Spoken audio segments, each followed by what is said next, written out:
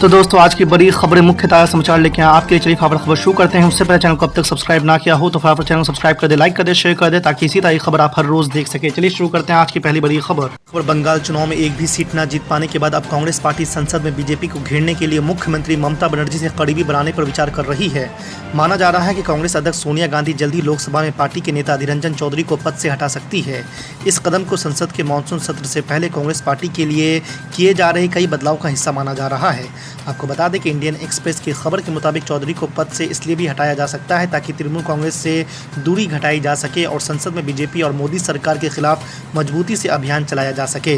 कांग्रेस ने बंगाल चुनाव में तृणमूल कांग्रेस के खिलाफ लेफ्ट के साथ गठबंधन कर चुनाव लड़ा था। हालांकि कांग्रेस ने अपने प्रचार में ममता बनर्जी पर हमला करने से बचती रही थी। और देश में कोरोना केसेस में गिरावट के साथ अलग अलग राज्यों में स्कूल और कॉलेज खोलने की तैयारी होने लगी है। शुक्रवार को हरियाणा के शिक्षा मंत्री ने इसको लेकर बयान जारी किया है। वहीं गुजरात में 15 जुलाई के बाद इसकी तैयारी हो रही है। गौरतलब है कि बिहार में भी स्कूल खोलने की तैयारियां चल रही है। इसी बीच आपको बता दें कि समाचार एजेंसी ANI के मुताबिक हरियाणा के शिक्षा मंत्री ने 9 से 12वीं तक के स्कूल खोलने की बात कही है। इसके मुताबिक 16 जुलाई से छात्रों को स्कूल बुलाया जा सकता है। हालांकि इस दौरान सोशल डिस्टेंसिंग का पालन अनिवार्य रहेगा। अगले साल होने वाले विधानसभा चुनाव से पहले उत्तर प्रदेश में अपनी जड़ें फैलाने को बेताब आम आदमी पार्टी ने गुरुवार को बड़ा सदस्य अभियान शुरू किया है। इसके तहत पार्टी अगले 1 महीने में 1 करोड़ सदस्य बनाएगी। आपको बता दें कि पार्टी के सांसद और यूपी के प्रभारी संजय सिंह ने बताया है कि पार्टी ने आज से शुरू हुए यूपी जोड़ो अभियान में पूरे प्रदेश के अंदर 1 माह में 1 करोड़ सदस्य बनाने का लक्ष्य रखा है। यानी लगभग 25,000 सदस्य एक विधानसभा के अंदर बनाने हैं। ये खबर पंजाब में कृषि कानून के विरोध के बीच बीजेपी का बड़ा ऐलान, सभी 117 सीटों पर लड़ेगी चुनाव। जी आपको बता दें कि भारतीय जनता पार्टी के संगठन महासचिव BL संतोष ने कहा है कि पार्टी प्रदेश में अगले साल होने वाले विधानसभा चुनाव में राज्य की सभी 117 सीटों पर चुनाव लड़ेगी और राज्य में सरकार का गठन भी करेगी। आपको बता दें कि पंजाब में इससे पहले बीजेपी अकाली दल के साथ मिलकर चुनाव लड़ती रही है, लेकिन राज्य में केंद्र सरकार के नए कृषि कानूनों के विरोध को देखते हुए अकाली दल ने साथ छोड़ दिया था। अकाली दल ने अब BSP के साथ गठबंधन किया है, तो वहीं आम आदमी पार्टी भी कांग्रेस से सत्ता छीनने की कोशिश में जुटी हुई है। ये खबर कांग्रेस महासचिव प्रियंका गांधी वाड्रा ने आज पार्टी के अंतरिम अध्यक्ष सोनिया गांधी से मुलाकात की है। प्रियंका गांधी और सोनिया गांधी के बीच ये मुलाकात पंजाब के मुख्यमंत्री कैप्टन अमरिंदर सिंह के साथ होने वाली बैठक से पहले हुई है। दरअसल पंजाब कांग्रेस में कलह के बीच कैप्टन अमरिंदर सिंह आज दिल्ली में पार्टी की अंतरिम अध्यक्ष सोनिया गांधी से मुलाकात करने वाले हैं। सोनिया गांधी के साथ बैठक के लिए कैप्टन अमरिंदर सिंह पंजाब से दिल्ली के लिए रवाना भी हो गए हैं। आपको बता दें कि इससे पहले पूर्व मंत्री नवजोत सिंह सिद्धू ने बीते बुधवार को कांग्रेस के पूर्व अध्यक्ष राहुल गांधी और पार्टी महासचिव प्रियंका गांधी के साथ लंबे समय तक बैठक की थी। माना जा रहा है कि इन बैठकों में कांग्रेस आलाकमान की ओर से सिद्धू को पार्टी या संगठन में सम्मानजनक स्थान की पेशकश के साथ मनाने का प्रयास किया गया था। नीति आयोग के डॉक्टर VK पॉल ने शुक्रवार को एक प्रेस वार्ता में देश में कोरोना की दूसरी लहर को लेकर कई अहम जानकारियां दी हैं। स्वास्थ्य मंत्रालय की तरफ से बताया गया है कि देश में पिछले कुछ दिनों से हर रोज कोरोना के लगभग 45,000 केस आ रहे हैं। स्वास्थ्य विभाग का कहना है कि ये नंबर कम नहीं है। ये नंबर इसलिए कम लगते हैं क्योंकि बीते हुए दिनों में देश कोरोना के पीक से गुजर चुका है। आपको बता दें कि इस प्रेस वार्ता के दौरान डॉक्टर VK पॉल ने ये भी बताया है कि देश से कोरोना की दूसरी लहर कब खत्म होगी। जानकारी दी गई है कि जब देश में कोविड के केस प्रतिदिन 10,000 पर पहुँच जाएंगे और ये आंकड़ा कम से कम 3 हफ्तों तक स्थिर रहा, तब ऐसा कहा जा सकता है कि कोरोना की दूसरी लहर खत्म होने के कगार पर है। ये खबर फ्रांस में जब से राफेल डील में कथित भ्रष्टाचार की जाँच होने की बात सामने आई है, तब से ही भारत का सियासी पारा चढ़ गया है। आपको बता दें कि राफेल डील की जांच को लेकर फ्रांस सरकार की ओर से जज की नियुक्ति के बाद कांग्रेस लगातार मोदी सरकार पर हमला बोल रही है। दरअसल राफेल डील की JPC जांच कराने की मांग के बाद एक बार फिर कांग्रेस ने मोदी सरकार को घेरा है और कहा कि केंद्र सरकार के लिए राष्ट्रीय सुरक्षा सिर्फ एक नारा बनकर रह गया है।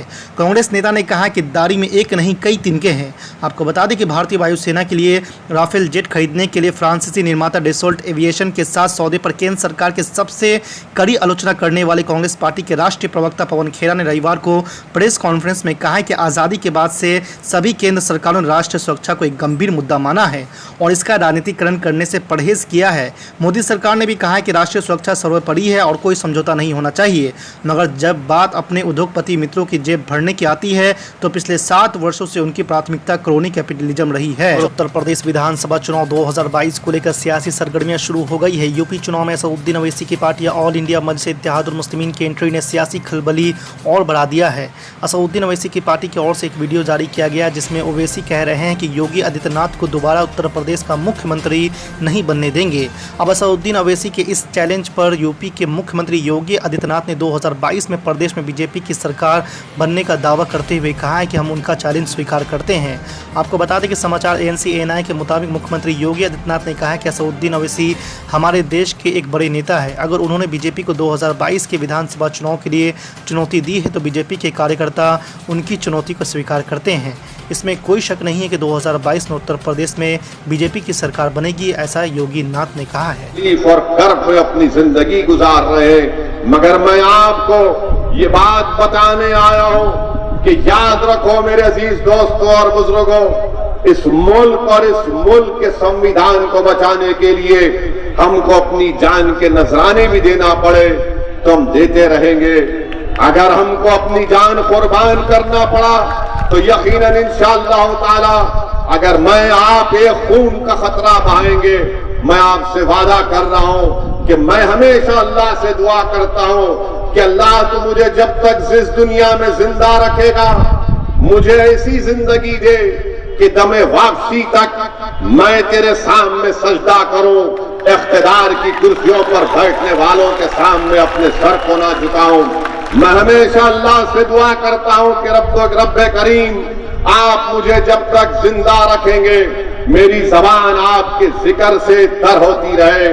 मैं अल्लाह से हमेशा दुआ करता और करता रहूंगा कि अल्लाह तू मुझे जब तक जिंदा रखेगा मुझे मेरी जबान में वो ताकत दे कि मैं जालिमों के सामने खड़े होकर उनके जुल्म और इंसाफ का मुतालबा करता रहूं। मेरे अजीज दोस्तों और बुजुर्गों, अल्लाह मुझे जब तक जिंदा रखेगा ये मेरी जिंदगी का नज़्म-उल-ऐन है।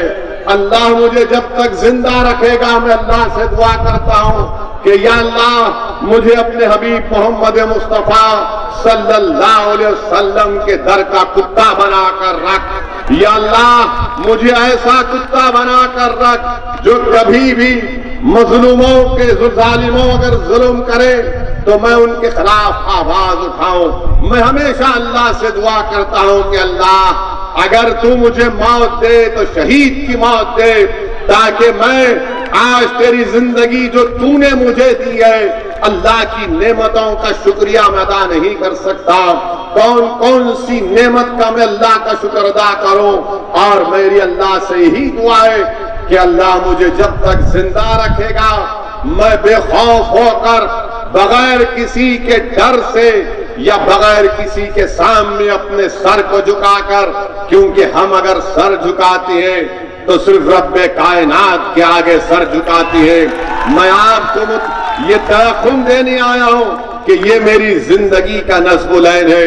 मेरे अजीज दोस्तों और बुजुर्गों, जो जुल्म किया जा रहा है इंशाअल्लाह ताला ये जुल्म का खात्मा होगा।